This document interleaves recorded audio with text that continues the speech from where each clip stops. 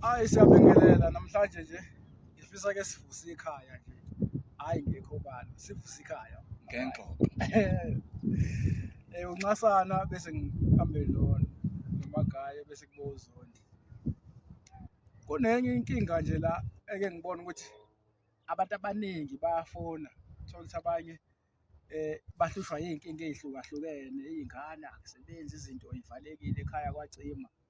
Kanti mase beverifya kanye mase bethola akanye mase belandelela emlandweni wasekhaya okanye emsamo noma ngaphambilini kukhona mhlawumbe umuntu owashona bangalazi iliba lakhe, yabo. Manje sebexakwa indlela yokomlanda lowo muntu noma mhlambe wadutshulwa noma washona lapho wagwazwa wangcwatshwa lapho, kodwa manje isizukulwane lesi esiphilayo asisakwazi. Mina ngifisa ukuthi ke ngibrief umuntu ewukuthi ufuna ukogeza umuntu owashona ngengozi noma ufuna ukolanda umuntu kodwa manje iliba alaziwa, Washonele entabeni. uthola ukuthi wona uhlezi uphupha indawo ongayazi njalo, uhlezi uphupha engathi kusemanxiweni thizeni kodwa awazi nalamanxiwa lawo. Yebo.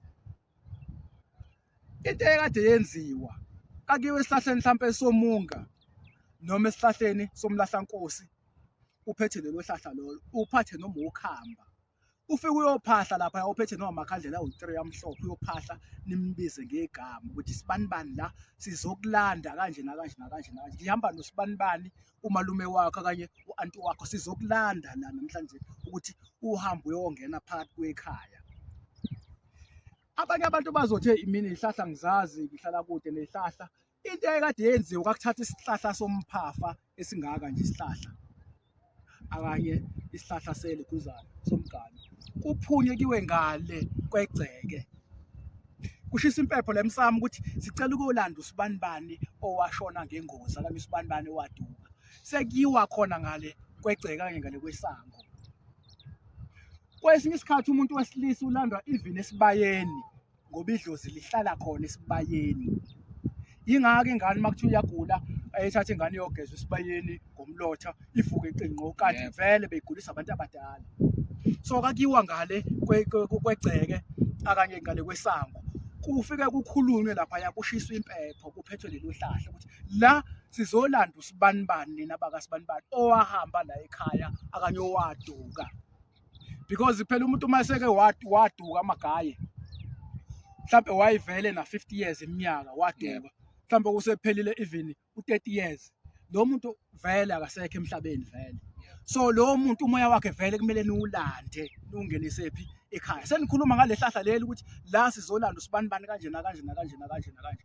Ihlahla leli seniphethe nina ilekhuzana inkukhu ekuwukuthi nomgeza ngaye nenyongo makuthi inyongo akanye mhlambe imbuzi niyayihlinza nihlinzele mhlambe kulo 5 liter nithatha inyongo yayo nifaka phakathi bese nisebenzisani ilekhuzana niyayichela ngaleli khuzana nicela ihlahla leli lomlahlankosi. Sengichaza manje indlela yokugeza umuntu ithuna lakhe ningakwazi ukufikelela kulona.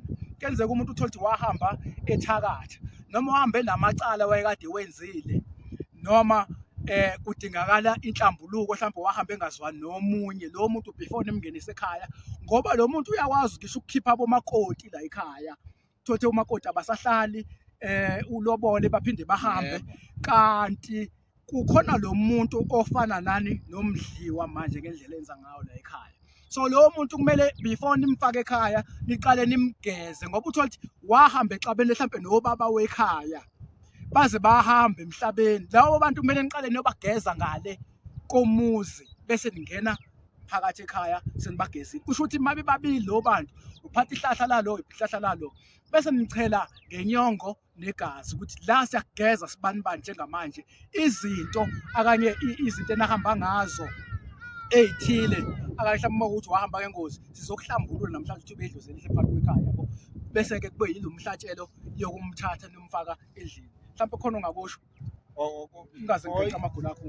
Ihlahla sichelwa ngenyongo ngoba vele usenamathele nesihlahleni umoya wakhe angathi vele usudla usona isihlahla ngale kokuye libeni mawukuthi liba ulazi ngoba into eyenza ukuthi siveze lokuthi sebaningi abantu athi umuntu iliba ngilazi yabo umkhulu wangcwatshwa angilazi liba lakho umuntu uyakwazi ukumemeza ngale komuzi ekhaya nimbize niphethe lona ihlahla leli yebo so mase kuthiwa khona izinto ekumele nimgeze kuzona mhlawumbe wayephethe isikhwama esibi lo muntu enomlanda niqale nigeze ihlahla leli ngoba vele sekuyena lwa before niyongena naye kephi ekhaya hayi uqedile ngelinye ilanga sizokhuluma ngokubaluleka kokubamba umakoti ngale komuzi ngokwesintu ngale komuthi cha chaye nje noma mhlampe nje ngithi nje 2 minutes Oh, ishaye mkhulu ishaye mkhulu okay la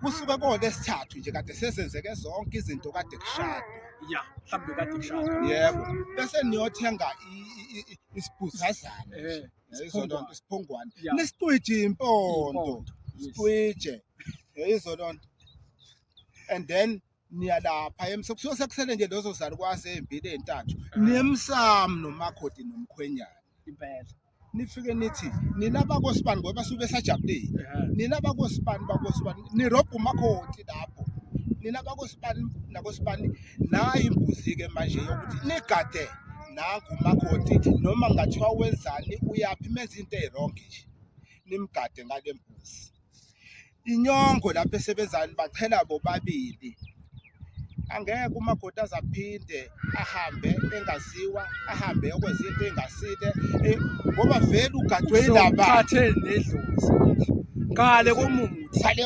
impondo lezade niyicwija yizona obabomkhulu abazomhlaba ngazo bambuyise ngazo behambile indlela lento kodwa iyo ngale komuthi ukuthi lento ayikade yenziwa ngale kokuthi kuze kube khona izihlahla ayikade yenziwa abantu bengakholelwa imithi Yebo. ukuthi kakade kwenziwa kanjalo ukuthi umakoti agadwe idlozi lapho uzuke umakoti umkhomitha nalo idlozi yebo ukuthi la ihamba khona abe nekhamera ehamba kanje yebo ivale zothi soyiqedela ngelinye ilanga.